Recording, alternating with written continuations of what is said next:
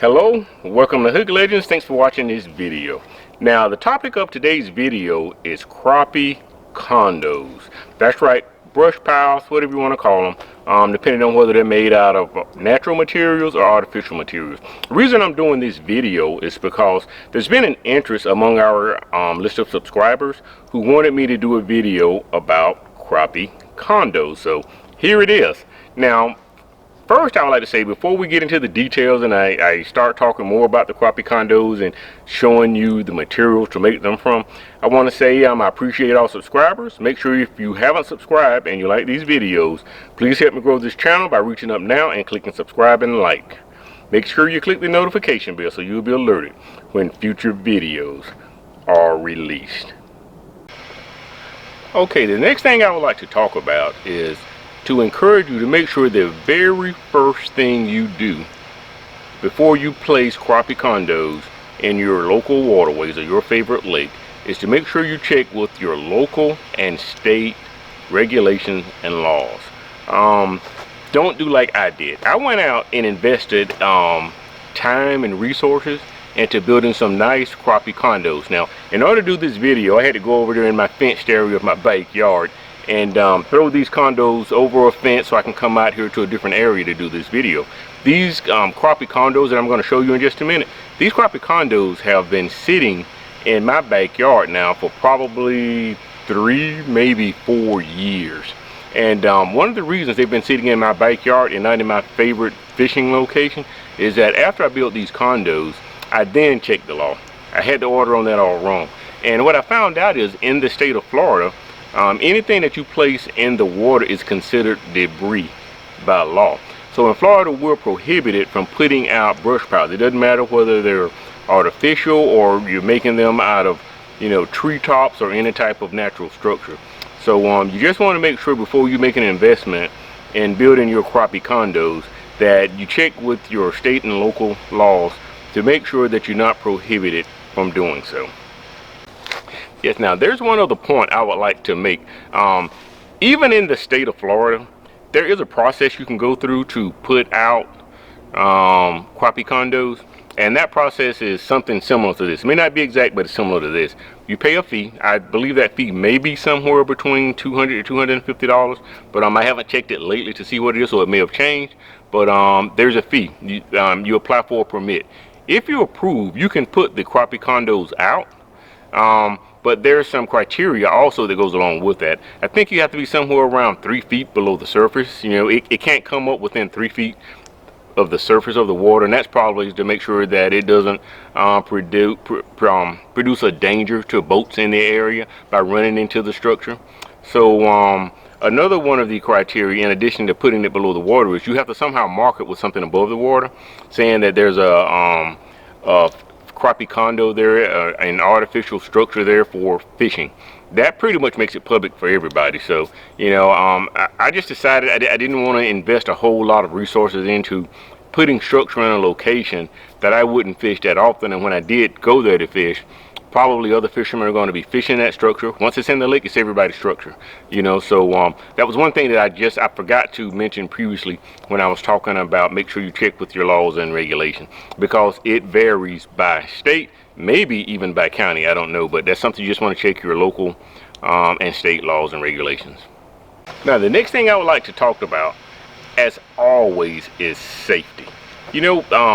Putting out crappie condos, I'm going to get to it in a few minutes of how beneficial they are, but you want to make sure, I have several boats. I might even just show you a picture of them real quick, but I have several boats, and depending on your boat size and depending on the size of the crappie condo, just be careful. A small boat can be easy to tip over. Some of these things, depending on what size you make it, they can get pretty heavy. So, I always put safety first. Yes, it's going to be nice to have some crappie condos so you can go to a spot and catch some fish, but it's not risking your life over. So I want to emphasize as much as I can, if you do move forward and you can legally put out crappie condos in your area, make sure you do it safely.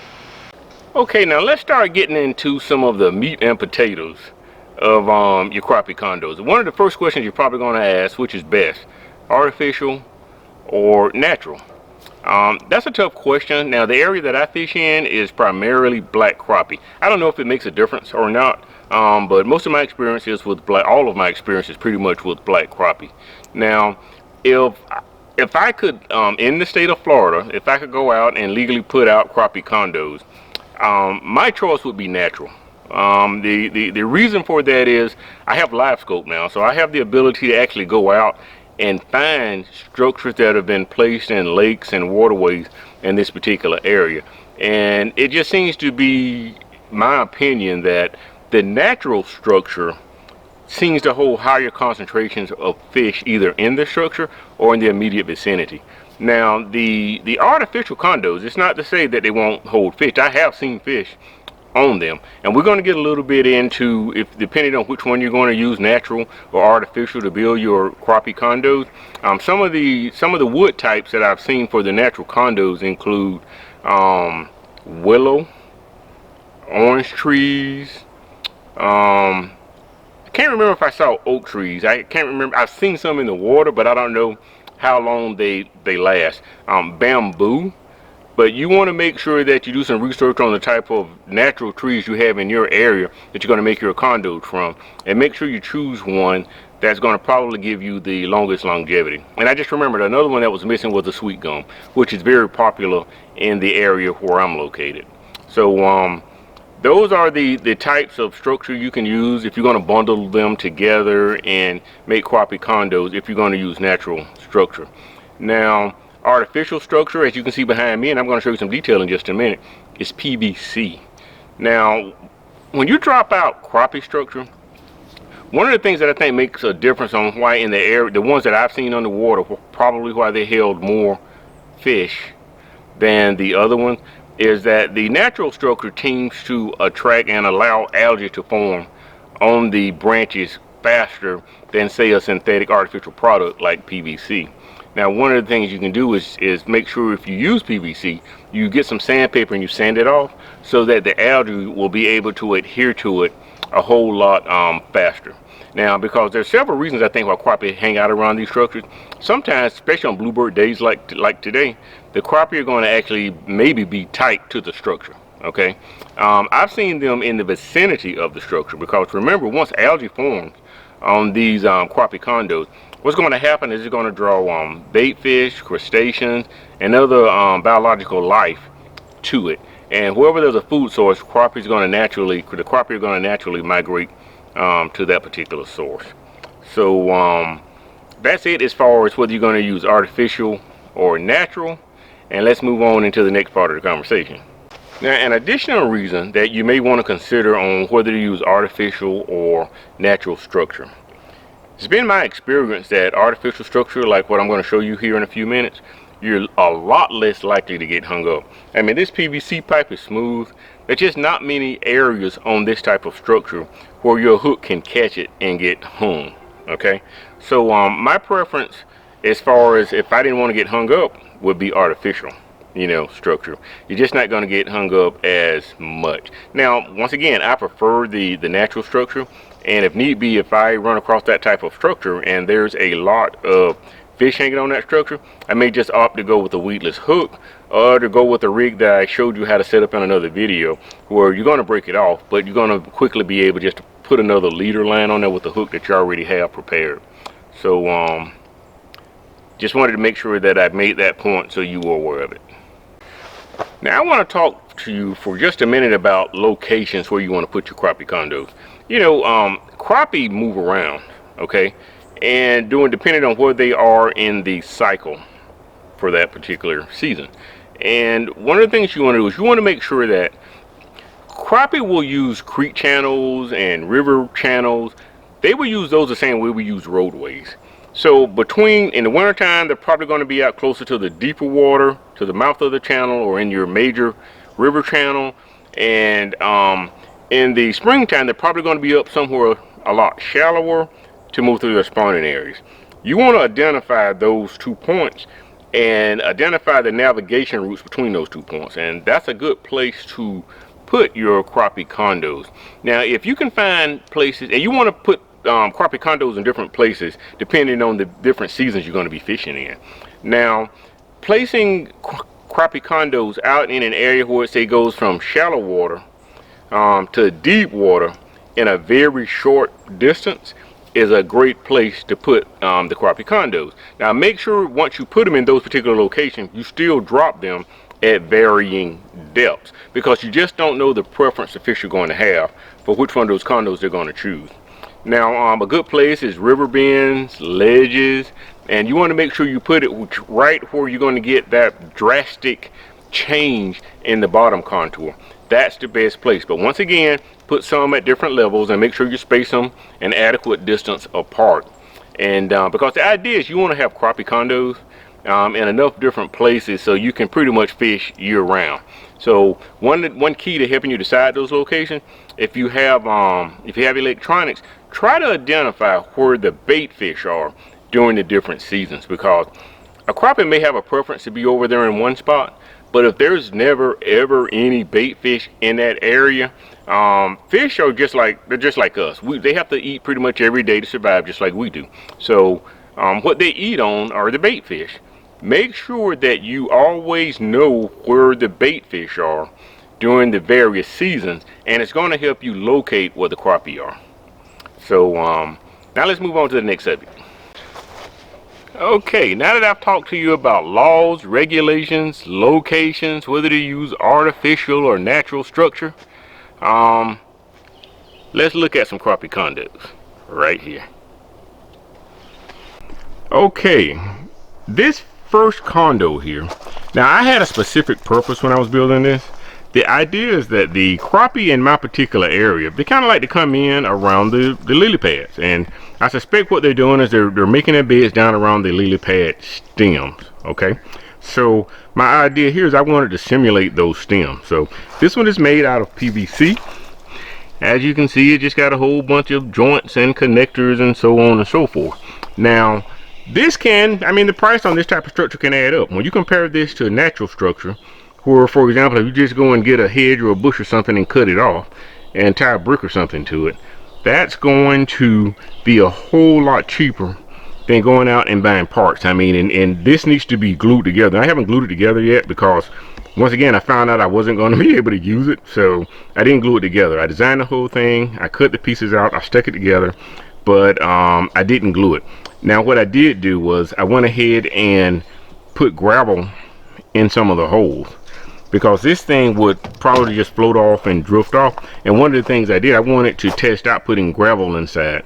So I just went to the your local box store. You can pick up some pea gravel and just pour it in the holes.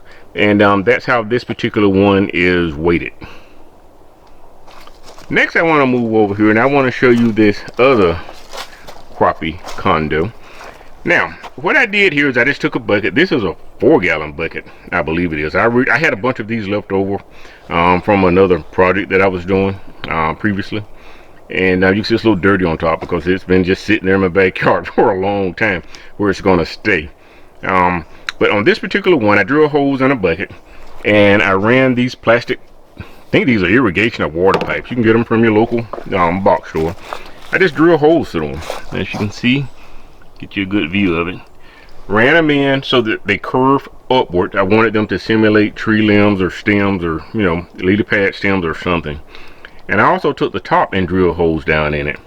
Now, what I did was, after I drilled all of my holes, I ran my pipes through the middle, and then I put the top on it and I drilled holes in the top. Now, after I had the holes in the top, I filled this thing up with concrete, probably to about right here. So it's pretty heavy, which is why I gave you the warning about it. If you're going to get into this kind of thing, make sure you're extremely careful, because it does weigh a lot and it could be a hazard maneuvering these things around in a small boat. So now you can see the PVC pipes probably stick up about 5 feet. The area where I wanted to place this, I didn't want them noticeable, and I didn't want them, hitting the foot on anyone's trolling motor or boat. So once again, these are the two styles that I created. Okay, so I'd like to say thanks for watching this video, and hey guys, I wish I could have taken these out, put them in my boat, and dropped them in the lake. Went back with my live scope, showed you a picture of me just plucking the fish out of there. But once again, I'm in Florida. You know, we can't legally drop these out. I wanted to help as much as I can, as much as I could, to answer the subscriber questions about brush piles. Though I would also like to add, I do fish brush piles. Now, the brush piles that I fish, like I said, I found 1 or 2 artificial ones scattered around. Haven't really had a whole lot of success fishing those, but here in Florida we get a lot of, I won't say a lot, but from time to time we get hurricanes. If there's anything good about a hurricane, I can say it's this. From time to time these hurricanes will literally pick up trees, treetops, and entire limbs and take them great distances and put them out in the middle of the lake. With live scope, I've been able to find some of these, and I will say they are extremely productive. Now, sometimes I'm catching the fish tight to the structure, and other times they're away from the structure because the bait fish is up close around the structure. I mean, I've seen schools of shad or other type of minnows just basically all throughout the structure, and the crappie are nearby. So I definitely think fishing around brush piles is definitely beneficial. And if you're in the area where you can put some out, then hey, it's something you may want to consider. It may increase your odds of catching fish dramatically. So once again, if you like this video, please click subscribe and like. Click notification bell so you'll know when we put out new videos.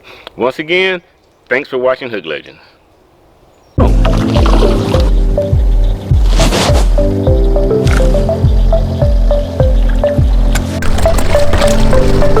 Alright, we got a nice one here. One nice crappie to go in the cooler.